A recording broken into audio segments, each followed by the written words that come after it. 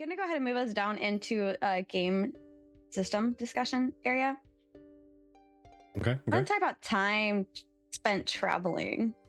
Because in the Discord today, I was actually talking with Lloyd before stream. I put it in the Discord. I was like, non-shower thought. What if mages could port? But like only to nodes that they've been to. And then Lloyd was like, okay, what if only the mage could port themselves, but a summoner could summon a friend? I was like, ooh, I like that. Because to be honest, like there's a lot of time spent traveling in this game. Ah, Grim, thank you for gifting to Forsaken Brother, and cheers. Cheers. You folks are being great and super nice today. Very much appreciated. One more, and wait, hold on. I think my UI is wrong because the chat is saying we're at 75. It is wrong. All right, so we owe you a spin. We'll do that later, though. Every 5 subs, we do a spin. So nice.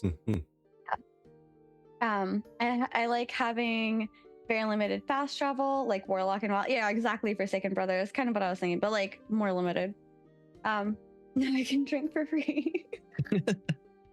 How funny would it be if along the same vein of if mages could teleport and summoners could summon people, what if a mage could only port other people and only one person at a time? And they'd have a cooldown, like a 5-10 minute cooldown before they could port somebody else. Yeah, I think the cooldown portion is really important simply because of player behavior. Yeah, right? Yeah. Especially when you get to like 250 versus 250. Yeah. You're like, oh, I have a bunch of mages. We're just going to summon all of our homies. Like, it could get out of control really fast. Oh, absolutely. That'd be funny. Because then I was talking to Virtek. I was like, I think he said, what if you port the summoner and then have the summoner summon you? I don't think it's something they would end up actually doing, though, because a giant guild would just have everybody create and mage alt and sit in town so they could be ported wherever they need to be. Yeah.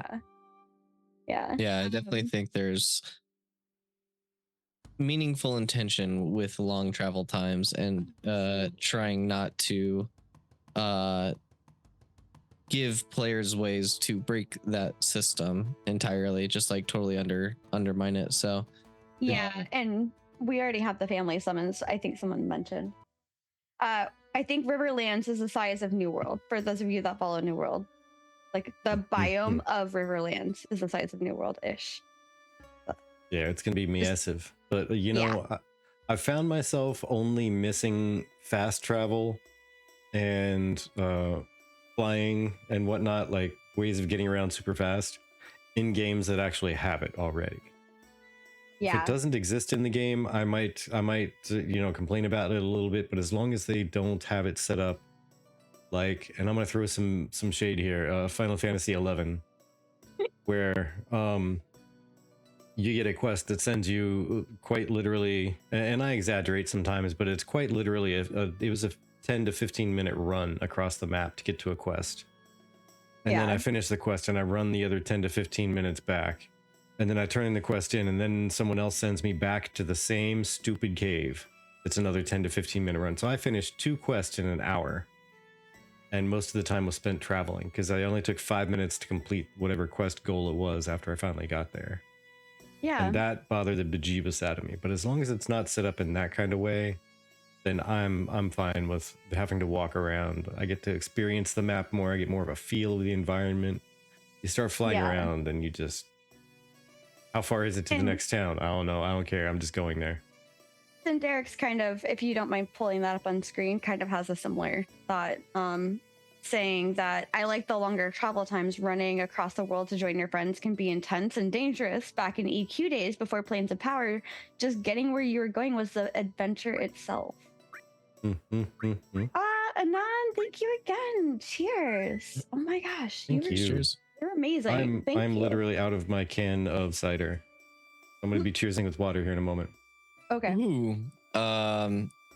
To kind of play devil's advocate. Yes, I love devil's advocate. Be the devil.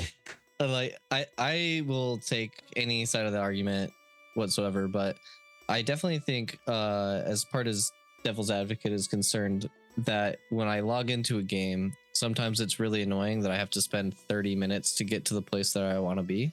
And it can be really inconvenient. On the other side of that, I definitely agree with you guys where just being able to, like, the game systems are so complex and intricate that there almost needs to be no fast travel.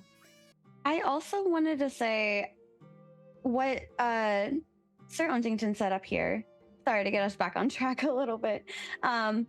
Don't like the distances and ashes? Buy one of my handcrafted beasties to get there in a clap. Need new breed available, the hippogriff. Yeah, I guess that's kind of alluding to like what I was saying, is that the systems really do involve, like, it like needs you to have long distances so that you have meaningful content and meaningful systems within the games that aren't game breaking. They don't feel very gamey where you can just summon a bunch of people or like everyone can teleport to a certain node and go defend it or whatever. Like your placement on the map matters. And it almost seems to me like Vera is meant to be a kingdoms game, not like a player game. Yeah. So I am really, really interested in that aspect, as I don't think any MMO has really thought about the macro of the world, where it seems Steven and Intrepid really have thought about the macro when it comes to a topic that we have coming up, which is sieges at level 50. What I mean by that is like the PvP caravans seem very attacker side biased, but they should be, as node sieges, castle sieges, all this stuff tends to be defensive favored. So if you're cutting off their resources as like an attacker, you are attacking their macro. Basically, you are attacking their resources in order to have an advantage in what would normally be a disadvantageous position. So I think when you really zoom out, you start to see what Ashes really is. And I don't think people zoom out quite often enough. So basically, the long travel times are definitely a part of that system. And as inconvenient as it may be to the player, I think it's necessary. Yeah, I would agree. And also, this draws back to what Cash was saying. He started playing World of Warcraft again, and he's getting into role play with that. But he actually like turned on the walk like toggle and walked around Stormwind. And he was like, I was just really enjoying it. I was walking around, I was talking to the different NPCs. Something about thanking one of the knights of the guards for their service. But like, I feel like taking that and slowing it down, it makes you appreciate the environment a lot more. It makes you appreciate the vastness of the game.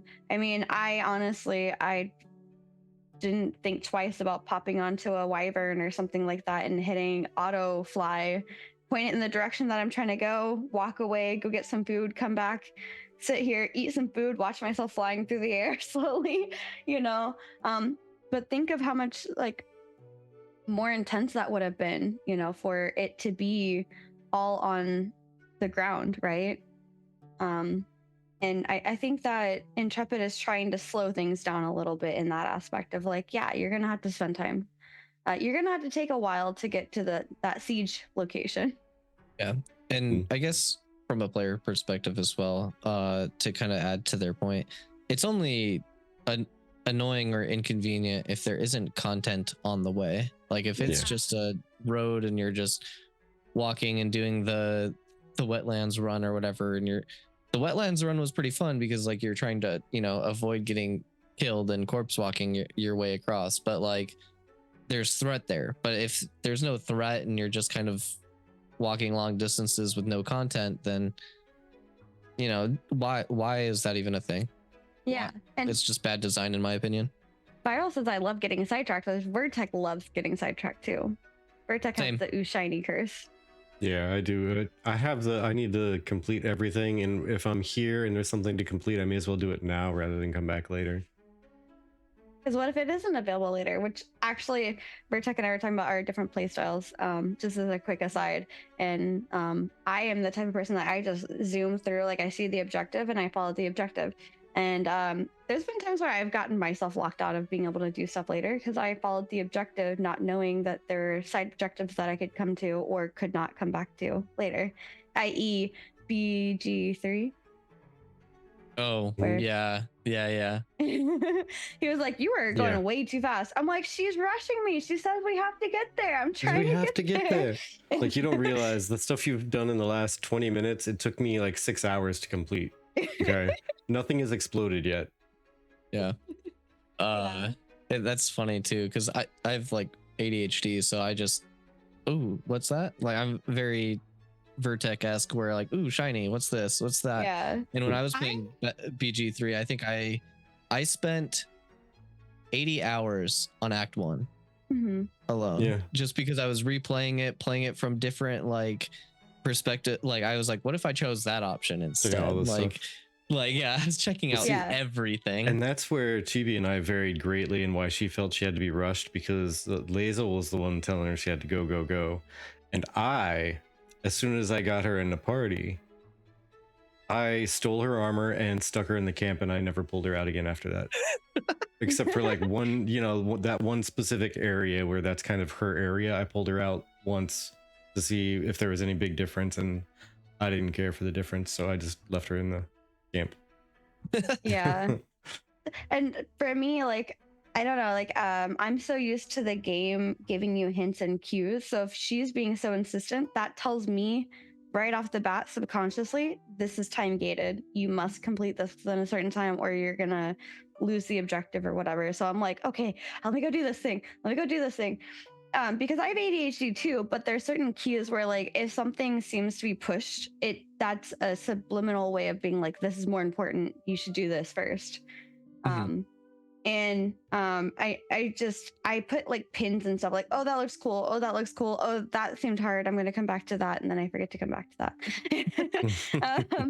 I relate.